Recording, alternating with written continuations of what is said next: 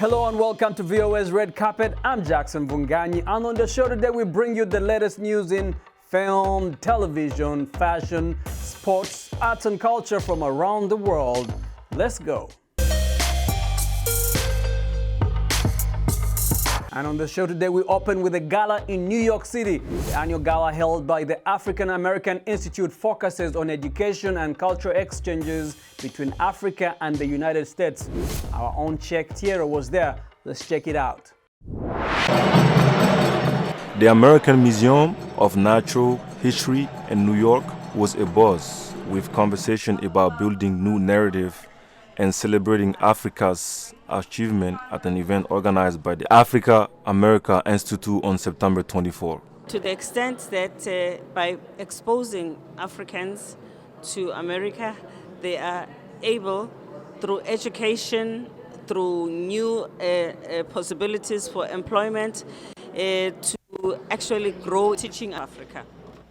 The Institute has offered 16,000 Africans scholarships and fellowships since its founding in 1953. It also provides trainings and networking opportunities with the aim of connecting Africans and Americans in order to break cultural barriers.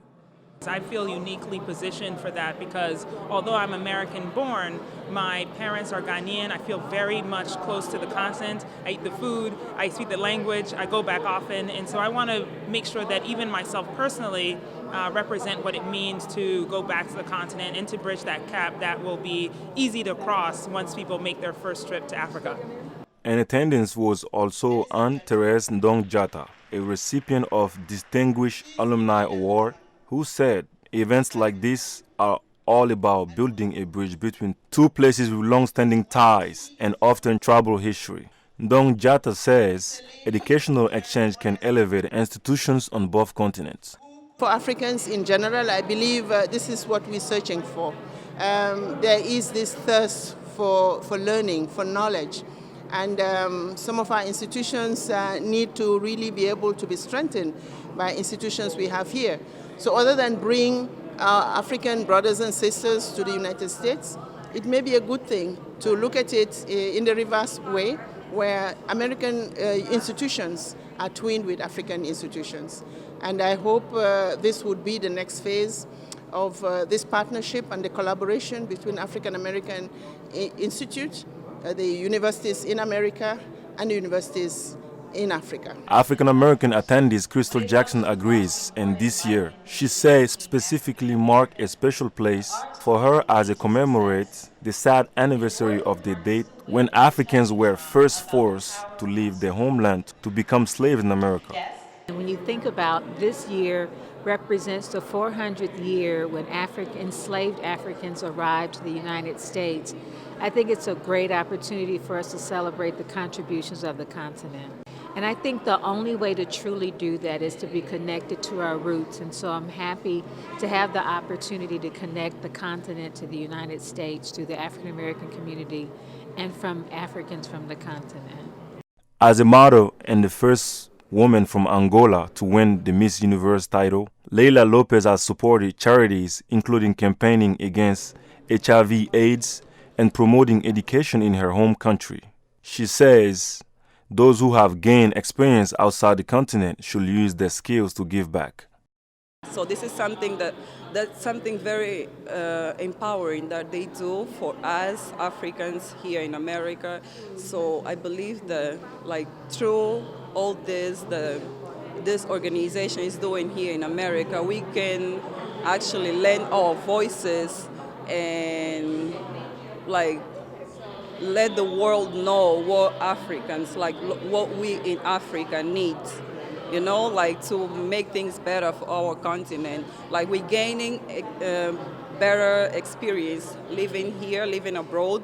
It doesn't matter whether we are in America or in Europe. I believe that the fact that we left Africa and we are able to get better education, better jobs, we can actually go back and give it back to our continent. Czech Tiero, VOA News, New York.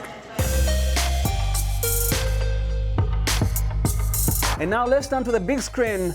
Eddie Murphy is teasing his Coming to America sequel, set to hit theaters next year, 2020.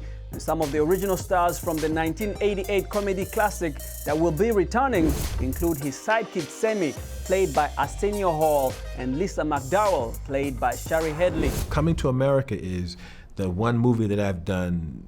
If I've done 40 movies, that picture for some reason worked its way into the culture. None of my movies, that's the only movie where on Halloween some people dress up like the characters, or lines from the movie, people repeat the lines from the movie, and a restaurant turns itself into McDowell's on Halloween. It's the only movie that had that, So revisiting that, it was like, well, this is one of my.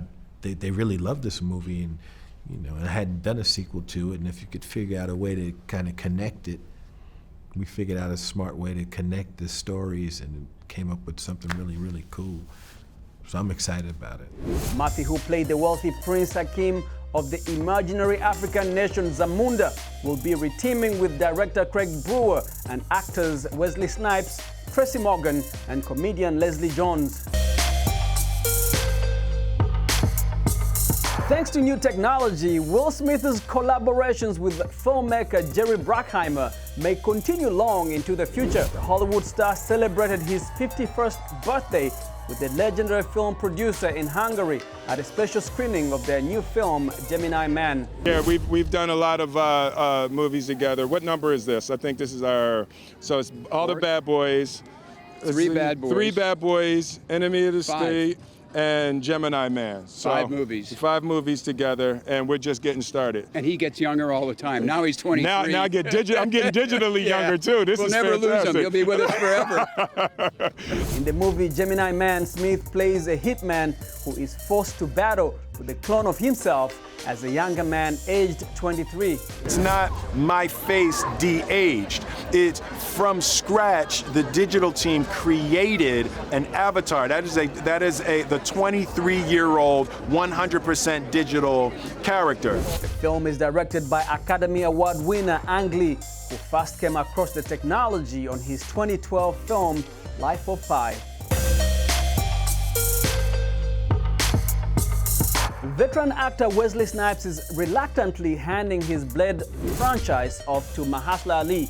If you recall, on the show we covered this summer's Comic-Con when Marvel Studios announced that the Oscar-winning Ali would be playing the vampire hunting character in its blockbuster cinematic universe.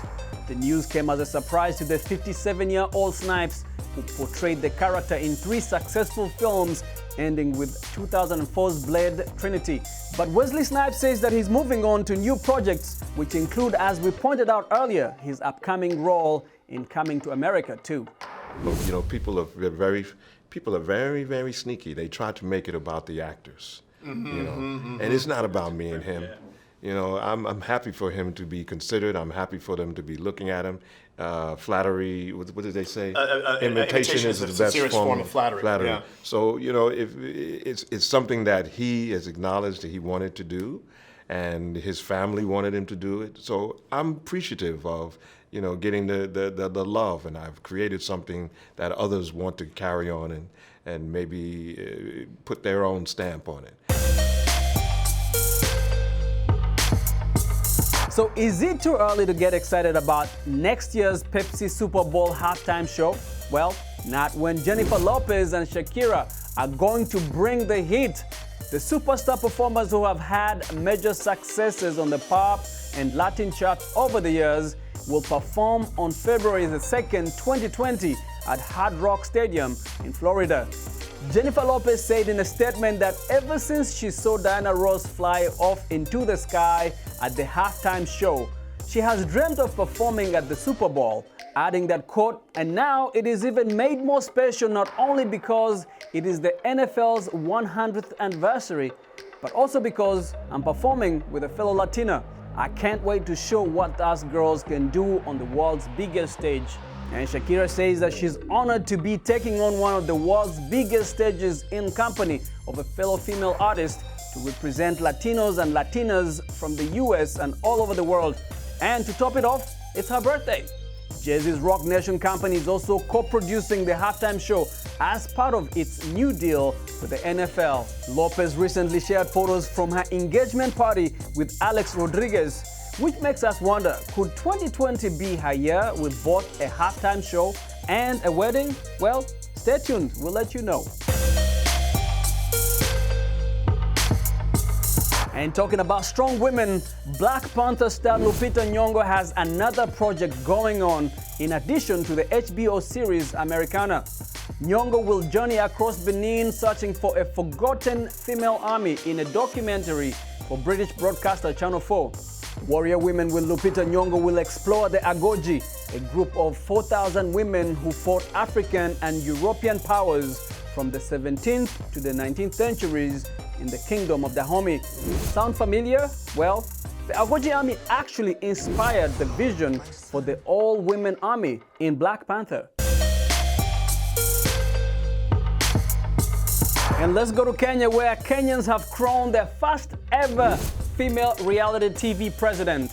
Thousands of competitors took part in a show that asks the nation to choose a female president to deal with everyday problems of governance on TV. In the show Miss President, contestants prescribe solutions for everything from corruption to water shortages. The 26 episodes are airing on Kenya's leading network, KTN. 5 finalists competed in a presidential debate, going out onto the streets and setting up online campaigns to win votes. Producer Harrison Manga says that the show is about promoting women and good governance.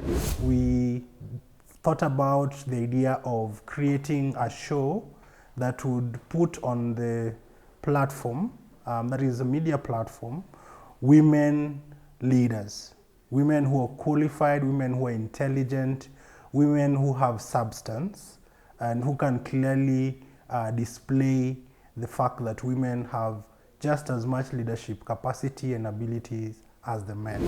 This year, 40-year-old corporate accountant and mother of 5, Naria Amondi, topped the poll and became Kenya's first reality TV president. She sees the title as a chance to change perceptions of women in leadership in the real world. You know, women are in leadership in lots of places. What we are looking at, and the reason why we have Miss President, is the fact that the conversation around what women bring to the table to be considered for leadership positions is what we need to emphasize on. And to end this week's show, we bring you the story that gripped the world. Determined divers racing against time and elements to reach 12 boys and their football coach trapped in flooded caves deep inside a northern Thai mountain. And the rescue was barely over before movie makers began their own race to get the drama into cinema screens. Now, the first of those projects has premiered with director Tom Weller's The Cave presenting at the Busan Film Festival in South Korea. The 45-year-old Thai-born British-raised filmmaker says that the epic ordeal of the Wild Boars football team was a story he had simply to tell. But it was not without challenges. The Thai government remains very protective of the story.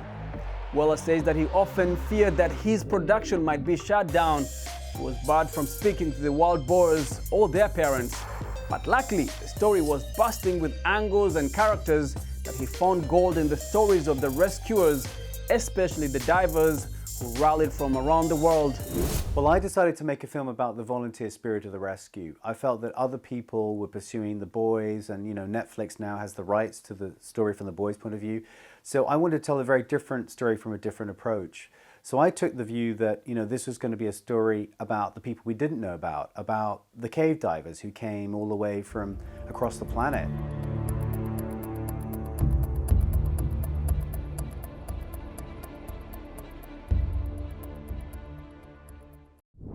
And thanks for watching VOA's Red Carpet. I'm Jackson Vunganyi. For more entertainment news, check us out at www.voanews.com on Facebook, Instagram, and YouTube.